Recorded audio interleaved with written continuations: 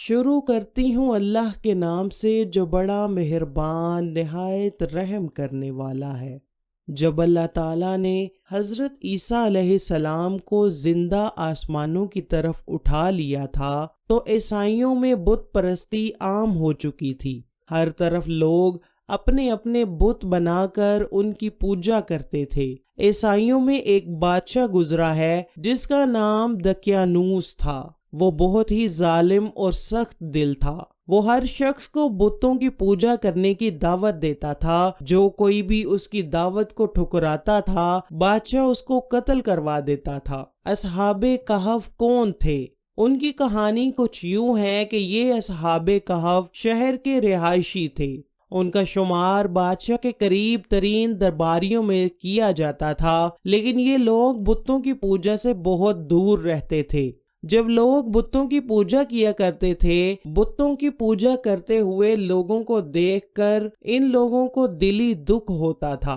بادشاہ نے ان لوگوں پر ظلم کی انتہا کر رکھی تھی۔ یہ لوگ بادشاہ دقیانوس کے ڈر سے اپنے ایمان کو محفوظ رکھنے کے لیے محل سے نکل گئے۔ انہوں نے شہر سے دور جا کر ایک پہاڑ میں پناہ لے لی۔ وہاں جا کر یہ لوگ سو گئے تھے۔ اللہ تعالیٰ نے ان لوگوں کو 300 سال تک نیند کی حالت میں رکھا۔ ان لوگوں کو اللہ تعالیٰ نے دقیانوس کے سپاہیوں کی نظروں سے چھپا لیا تھا۔ جب بادشاہ نے مزید جان پڑتال کی تو اس کو معلوم ہوا کہ یہ لوگ غار کے اندر ہی کسی حصے میں چھپے ہوئے ہیں۔ بادشاہ نے حکم دیا کہ غار کو ایک بڑی سی دیوار کر کے بند کر دیا جائے تاکہ یہ تمام لوگ غار میں بھوک اور پیاس کی شدت سے مر جائیں، یہیں ان کی قبریں بن جائیں۔ یہ کام بادشاہ نے جس بندے کے ذمہ لگایا تھا وہ ایک سچا مسلمان اور نیک دل انسان تھا۔ اس نے اصحاب کہف کے لوگوں کے نام، ان لوگوں کی تعداد کہ وہ کتنے تھے، ان کے بارے میں مکمل قصہ ایک تختی پر لکھ کر ایک عمدہ صندوق میں بند کر کے دیوار کے اندر چھپا دیا تھا۔ اس نے یہ 2 تختیاں بنوائی تھیں، ایک اس نے صندوق کے اندر بند کر کے دیوار میں چھپا دی اور دوسری اس نے شاہی محل کے اندر محفوظ کر لی تھی۔ کچھ عرصے کے بعد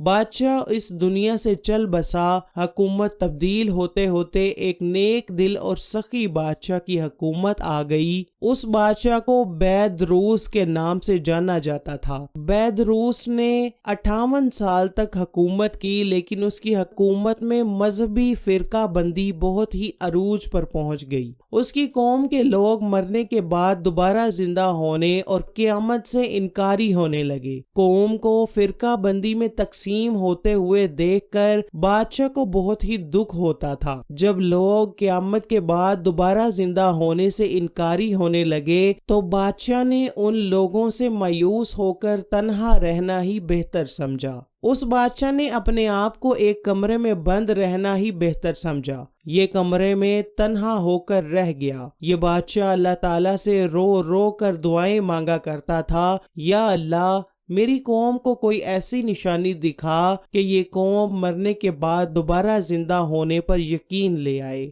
اللہ تعالیٰ نے بادشاہ کی دعا کو قبول فرمایا۔ ایک دن ایک چرواہے نے اسی غار میں اپنی بکریوں کو ٹھہرانے کے لیے چنا۔ چرواہے نے چند لوگوں سے مل کر دیوار کو گرا دیا تھا کہ غار پر کی گئی دیوار کے گرتے ہی دیوار کو گرانے والوں اور ارد گرد کے لوگوں پر ایسی ہیبت و دہشت طاری ہو گئی کہ جن لوگوں نے دیوار کو گرایا تھا ان پر خوف طاری ہو گیا۔ وہ لوگ وہاں سے بھاگ نکلے۔ اللہ تعالیٰ کے حکم سے اصحاب کہف نیند سے اٹھ گئے۔ وہ ایک دوسرے سے باتیں کرنے لگے۔ یہ جب اللہ تعالیٰ کی عبادت کر کے فارغ ہوئے، جب ان لوگوں کو بھوک نے ستایا تو ان لوگوں میں سے ایک شخص کچھ کھانے پینے کے لیے شہر کی طرف گیا کہ بازار سے کھانے پینے کے لیے کچھ لے آئیں اور لوگوں سے دقیانوس بادشاہ کے بارے میں دریافت کر لوں کہ بادشاہ دقیانوس کا مسلمانوں کے بارے میں کیا ارادہ ہے۔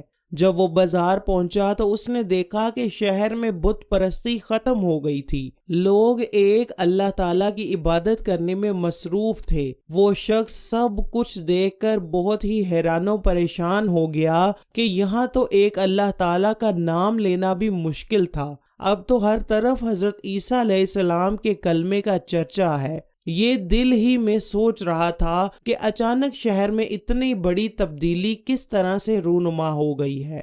پھر وہ ایک دکان پر آ گیا، اس نے کھانے پینے کے لیے کچھ لیا۔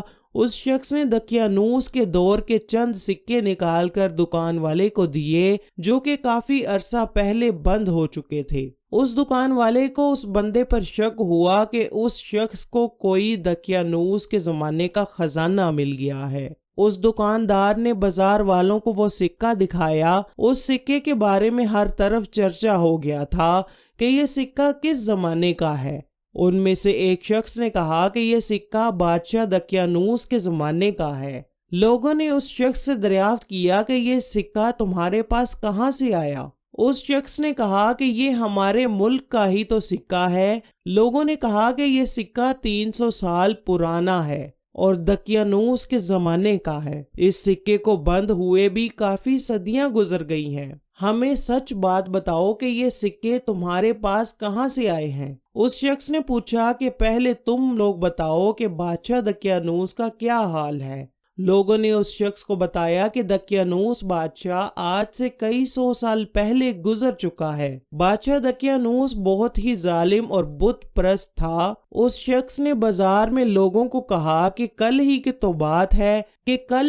تو بات ہے کہ ہم لوگ اس بادشاہ کے ڈر سے اپنے ایمان کو بچانے کی خاطر بھاگ نکلے تھے۔ میرے سب دوست پاس ہی ایک غار میں بیٹھے ہوئے ہیں، تم سب لوگ میرے ساتھ چلو کہ تم کو اپنے ساتھیوں سے ملاتا ہوں۔ بازار سے بے شمار لوگ اس شخص کے ساتھ ان لوگوں کو ملنے کے لیے گئے۔ اصحاب کہف یملیخا کے ساتھی اس کا انتظار کر رہے تھے۔ یملیخا کو جب بہت ہی دیر ہو گئی تو اس کے دوستوں نے سوچا کہ ہمارے دوست کو دقیانوس نے پکڑ کر قید خانے میں ڈال دیا ہوگا۔ جب انہوں نے غار کے پاس لوگوں کا بہت ہی شور سنا تو وہ سمجھے کہ بادشاہ دقیانوس کے سپاہی ہمیں گرفتار کرنے کے لیے آ پہنچے ہیں۔ تو اصحاب کہف اللہ تعالیٰ کی عبادت میں مصروف ہو گئے تھے۔ جب احکام غار کے پاس گیا تو اس کو ایک تانبے کا صندوق نظر آ گیا۔ احکام نے صندوق کو کھولا تو اس میں ایک تختی پڑی ہوئی تھی۔ اس تختی پر اصحاب کہف کا نام لکھا ہوا تھا کہ یہ لوگ مسلمان ہیں۔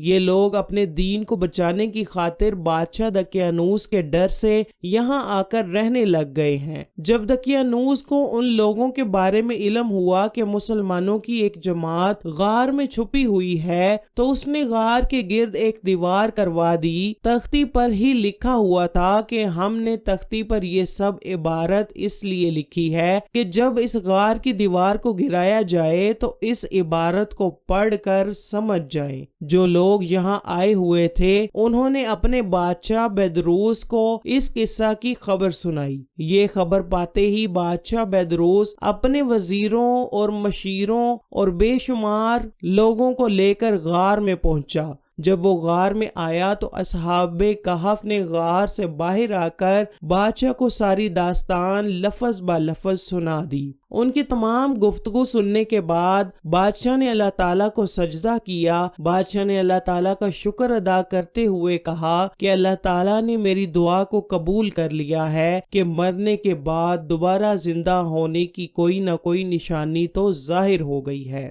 اس امر کو دیکھ کر ہر کسی کو یقین ہو گیا تھا کہ مرنے کے بعد اللہ تعالیٰ سب کو دوبارہ زندہ کرے گا۔ اصحاب کہف نے بادشاہ کو بہت ہی دعائیں دیں کہ اللہ تعالیٰ آپ کی بادشاہت کو سلامت رکھے۔ اس کے بعد اصحاب کہف پھر دوبارہ غار میں داخل ہوئے۔ ان پر نیند طاری ہو گئی۔ اللہ تعالیٰ کے حکم سے ان کی روحیں قبض ہو گئی تھی۔ بادشاہ نے لکڑی کا صندوق بنوایا۔ اصحاب کہف کی مقدس لاشوں کو اس میں بند کر دیا تھا۔ اللہ تعالیٰ نے اصحاب کہف کا ایسا عزت و احترام اور رعب ان لوگوں کے دلوں میں بھر دیا کہ کوئی بھی غار کے منہ تک جانے کی ہمت نہیں کرتا تھا۔ اس طرح اصحاب کہف کی لاشوں کا ذمہ اللہ تعالیٰ نے خود لے لیا تھا۔ پھر بادشاہ نے اس غار کے سامنے ایک مسجد تعمیر کر دی۔ لوگوں کے لیے ایک دن مقرر کر دیا تھا کہ تمام شہر کے لوگ اس دن یہاں آ کر زیارت کیا کریں۔ اصحاب کہف کی تعداد میں جب لوگوں کا اختلاف ہوا تو یہ آیت نازل ہوئی، تم فرماؤ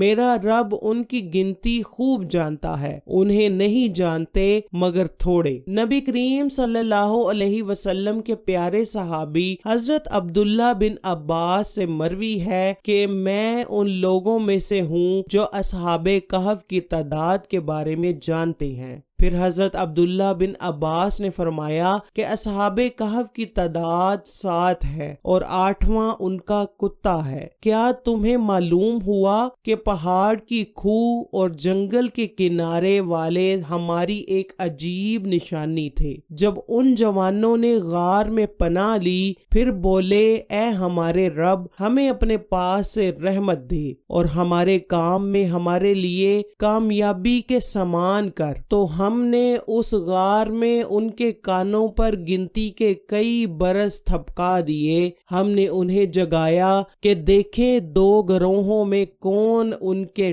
ٹھہرنے کی مدت زیادہ ٹھیک بتاتا ہے۔ ہم ان کا ٹھیک ٹھیک حال تمہیں سنائیں۔ وہ کچھ جوان تھے کہ اپنے رب پر ایمان لائے اور ہم نے ان کو ہدایت دی۔ اصحاب کہف کے ناموں میں بھی بہت اختلاف ہیں۔ حضرت علی رضی اللہ تعالی عنہ نے فرمایا کہ ان کے نام یہ ہیں: یملیخہ، مکشینہ، مشلینہ، مرنوش، دبرنوش، شازنوش، اور 7واں بندہ چرواہا تھا جو ان لوگوں کے ساتھ مل گیا تھا۔ حضرت علی رضی اللہ تعالی عنہ نے ان کا ذکر نہیں فرمایا، اور ان لوگوں کے کتے کا نام قطمیر تھا، اور ان لوگوں کے شہر کا نام افسوس تھا، اور ظالم بادشاہ کا نام دقیانوس تھا۔